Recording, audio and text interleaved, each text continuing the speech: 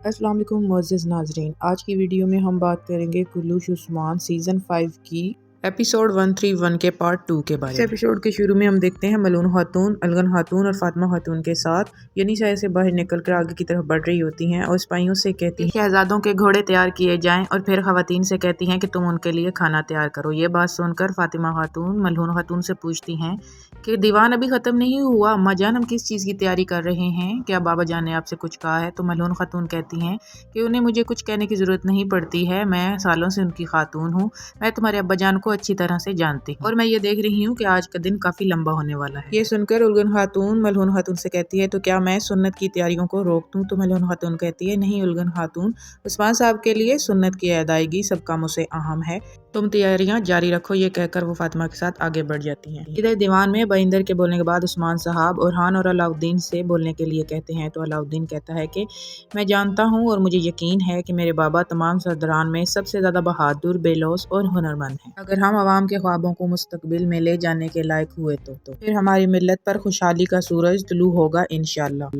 ये सुनकर बाकी सब भी इंशाअल्लाह कहते हैं। इसके बाद ओहरान कहता है कि हम सरहदों की सरजमीन के लोग हैं, हम सरहदों पर दुश्मनों के साथ रहते हैं, अनातोलिया के सरदारों को तख्त की जंग के लिए आपस में लड़ने दें। हम जब तक कुफार के साथ जंग में हैं, जंग से वापस आने वाले बहादुर हमारा साथ जरूर देंगे।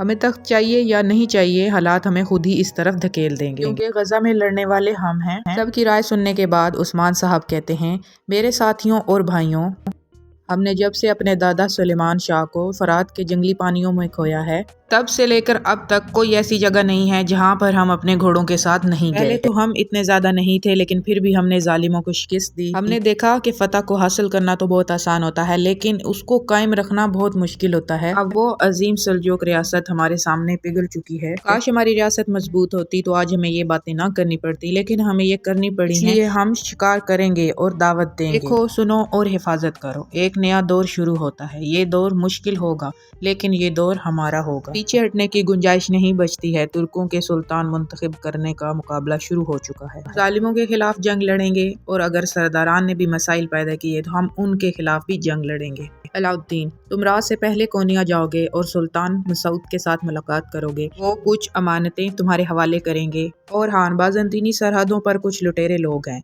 इस मुश्किल वक्त में हम कोई इंतशार नहीं चाहते हैं, उनको हमारा साथ देना ही होगा। जवाबन ओरहान कहता है जो मेरे सरदार का हुक्म। फिर उस्मान साहब ओरहान को कहते हैं कि तमाम सरदारान को इत्ला कर दो, मैं अपने फैसले का ऐलान 2 दिन में करूंगा। इसके साथ उस्मान साहब खड़े हो जाते हैं और कहते हैं कि अब पीछे हटने की कोई गुंजाइश नहीं है, मेहनत हमारी और फतह अल्लाह की। इसके साथ ही हम पहली बार दरमियान कबीले का बाजार देखते हैं जो काफी बड़ा और मसरूफ दिखाई दे रहा होता है। कबीले के सरदार याकूब बे अपने बेटा और बेटी के साथ बाजार का मुआयना कर रहे होते हैं, जबकि इसी दौरान हम देखते हैं कि कुछ मशकूक लोग उनके ताक़ुब में होते हैं। मुआयने के दौरान याकूब बे एक मशरूब पी कर देखते हैं और ताजिर से कहते हैं कि माशाल्लाह मशरूब बहुत अच्छा है। इफ्तिताही तकरीब में यही मेहमानों को पेश किया जाए तो ताजिर कहता है जैसे आपका हुक्म। ये कहते हुए याकूब बे आगे की जानब बढ़ जाते हैं। इसी लम्हे मशकूक लोगों में से एक शख्स अपने साथी को एक खंजर थमाता है और उस खंजर पर काई निशान बना होता है। खंजर लेकर वो शख्स आगे की जानब बढ़ जाता है। शिखसास याकूब बे कहते हैं कि ये बाजार इन सरहदों पर सबसे बड़ा बाजार होगा, यहाँ पर अमीर और गरीब सभी नफा कमा सकेंगे इंशाल्लाह। तो याकूब बे की बेटी कहती है कि बाबा हमारे पास ये बाजार तो है, लेकिन क्या लोग यहाँ पर आएंगे?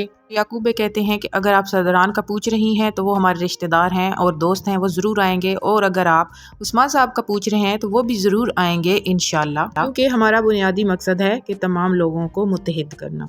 इस साथ हम अगले सीन में देखते हैं कि वो मशकूक शख्स एक जगह से याकूब बे के ऊपर तीर तान रहा होता है, लेकिन उसका तीर छोड़ने से पहले ही याकूब बे की बेटी हुंजा खातून उस शख्स को देख लेती है और अपने बाबा को एक जानब धकेल देती है, जिसकी वजह से निशाना खता हो जाता है और तीर याकूब बे के बजाय सामने खड़े हुए सिपाही को लग जाता है। देखते ही सब होशियार हो जाते हैं। हमलावर को भागता हुआ देखकर याकूब बे का बेटा उसके पीछे भागना शुरू कर देता है। याकूब बे आगे बढ़ते हैं और उस जख्मी सिपाही से पूछते हैं कि क्या तुम ठीक हो? तो जख्मी सिपाही कहता है कि बीम मैं ठीक हूँ। जबकि दूसरी जानब याकूब बे के बेटे और उस हमलावर के दरमियान दौड़ लगी होती है।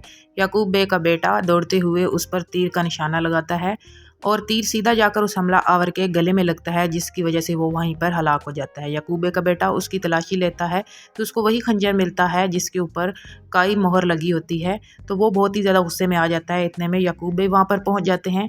तो याकूब बे का बेटा कहता है कि ये काई मोहर है और यकीनन ये उस्मान ने किया है बाबा, यकीनन ये उसी का काम है और वो इसकी कीमत ज़रूर अदा करेगा। याकूब बे अपने बेटे से वो खंजर लेकर उसका मुआयना करना शुरू कर देते हैं और साथ ही अपने बेटे को इतने गुस्से में होते हुए देखकर कहते हैं कि इतनी जल्दी मत करो फैसला करने में। इसके साथ ही ज़ख्मी सिपाही वहाँ पर तड़पना शुरू हो जाता है, जिसको तीर लगाकर उसके मुंह से झाग निकलना शुरू हो जाती है। वहीं पर मर जाता है। देखकर याकूब के बेटे मोहम्मद का गुस्सा और ज़्यादा बढ़ जाता है और वो कहता है कि बाबा ये उस्मान ने ही किया है। तो याकूब उसको कहते हैं कि उस्मान मुझे क्यों मारेगा, मुझे मारने से उसे क्या फ़ायदा हासिल होगा। इसी दौरान वहाँ पर एक सिपाही आता है और याकूब को एक खबर देता है कि कोनिया से खबर आई है सुल्तान मसूद को जहर दिया गया। ये सुनते ही याकूब के रोंगटे खड़े हो जाते हैं और काफ़ी देर सोचने के बाद वो कहते हैं कि अब मुझे मेरा जवाब मिल गया है। उस्मान, तुम ये जानते थे कि सुल्तान को जहर दिया गया है और वो नहीं बचेगा, इसी वजह से तुमने मुझे रास्ते से हटाने के लिए मेरे पर ये हमला किया। तो इस पर मोहम्मद बे कहता है कि बाबा मुझे इजाज़त दें, मैं यनी शहर जाऊं और उनको तबाह बर्बाद कर दूं। तभी सरदार गुस्से में कहते हैं खामोश हो जाओ। वो साए में छुप जाते हैं, हम उन पर हमला नहीं कर सकते। उनसे हिसाब लूंगा, लेकिन अभी इस हमले के बारे में किसी को पता नहीं चलना चाहिए। गुंजा बेटी, तुम सुल्तान के मरने से पहले कोनिया पहुंचोगी।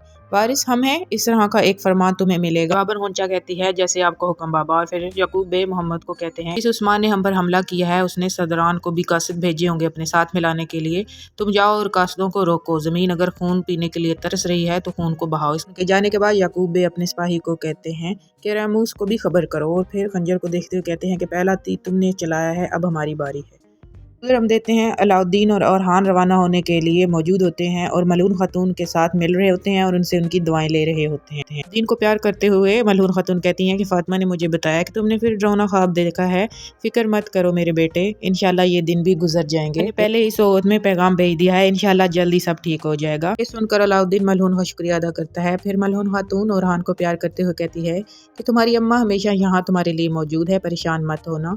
फिर उन दोनों को कहती है कि तुम दोनों का रास्ता और मुस्तकबिल दोनों आसान और रोशन हो। मेरी दुआएं हमेशा तुम लोगों के साथ हैं। चलो अब ज्यादा देर ना करो, बाबा को ज्यादा इंतजार ना करो। लेकिन साथ ही उस्मान साहब वहाँ पर आ जाते हैं। तो ओरहान आगे बढ़ता है, उस्मान साहब के हाथ का बोसा लेता है और उनको गले लगाता है। तो उस्मान साहब ओरहान को कहते हैं कि संजाक के लोगों को कायल करना आसान काम नहीं है, लेकिन मुझे आप पर भरोसा है। तो ओरहान कहता है कि हम फाते होंगे बाबा इंशाल्लाह। तभी अलाउद्दीन आगे बढ़ता है और उस्मान साहब के हाथ का बोसा लेकर उनके गले लग जाता है। उस्मान साहब उसको कहते हैं कि कोनिया इस वक्त मैदान जंग है, कोई मालूम नहीं है कि कौन किसके साथ है, होशियार रहना मेरे बेटे। उसके साथ ही वो एक खत अलाउद्दीन को देते हैं और कहते हैं कि ये आपको अंदर जाने के लिए मदद करेगा। बाबर अलाउद्दीन कहता है मेरे बारे में फिक्र मत करें बाबा, जो जरूरी है वो हो जाएगा। इसके बाद ओरहान और अलाउद्दीन भी पुरजोश अंदाज में एक दूसरे के गले मिलते हैं। जब वो वहाँ से जाने लगते हैं तो फातिमा खातून वहाँ पर पहुँच जाती हैं और उन दोनों को तैयार देखकर कहती हैं कि आप दोनों मुझे अलविदा किए बगैर ही यहाँ से जा रहे हैं। अभी के लिए तो मैं आपको जाने दे रही हूँ, लेकिन अगली मुहिम में मैं आपके साथ जरूर जाऊंगी। तो अलाउद्दीन कहता है कि हम इस दिन के लिए मुंतजिर रहेंगे। तो उस्मान साहब से कहती है कि क्या मैं इसकी मुस्तहिक नहीं हूँ बाबा। तो उस्मान साहब कहते हैं नहीं, जब आपको इसके लिए पहले मेरी तलवार गिरानी होगी, इसके बाद आप इनके साथ जा सकते हैं। ये सुनकर ओरहान कहता है कि बहन जब मैं वापस आऊंगा तो हम दोबारा मशक करेंगे।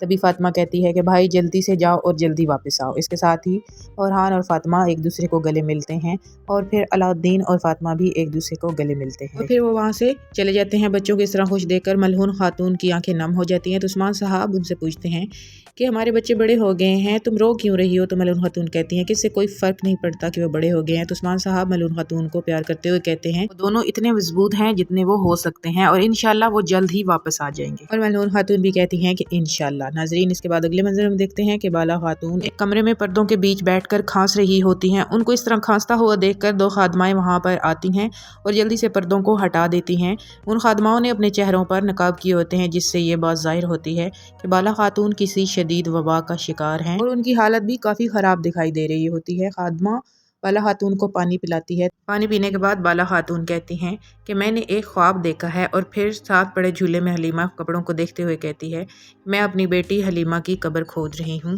और फिर अलाउद्दीन आया और मैं मरने के करीब थी, शायद मेरा मरने का वक्त अब करीब पहुँच चुका है। ये कहकर बाला खातून रोना शुरू हो जाती है। तो वो खादमा कहती है कि अल्लाह ना करे खातून, ख्वाब हमेशा वो नहीं होते जो नज़र आते हैं, बल्कि उसके बरअक्स होते हैं। इसका मतलब ये है कि शहजादे अलाउद्दीन को अपनी अम्मा की ज़रूरत है, आपको ठीक होना पड़ेगा। तो बाला खातून कहती हैं कि क्या ऐसा है। तो खादमा कहती है جی بالکل، شہزادوں کو آپ کی ضرورت ہے اور اس کے لیے آپ کو صحت یاب ہونا پڑے گا۔ آپ کا بیٹا آپ کو بچانے کے لیے سب کچھ کر رہا ہے۔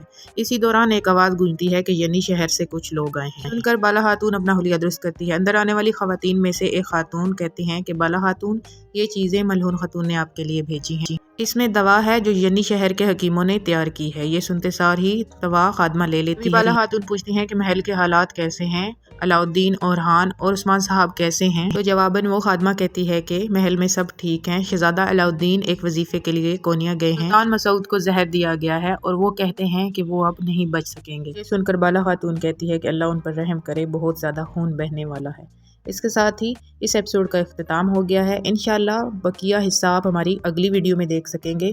اگر آپ ہمارے چینل پر ابھی تک نئے ہیں اور آپ نے چینل کو سبسکرائب نہیں کیا تو ہمارے چینل کو سبسکرائب کر دیں اور بیل آئیکن کو پریس کر دیں تاکہ ہر نئی ویڈیو کا نوٹیفیکیشن آپ تک پہنچ جائے۔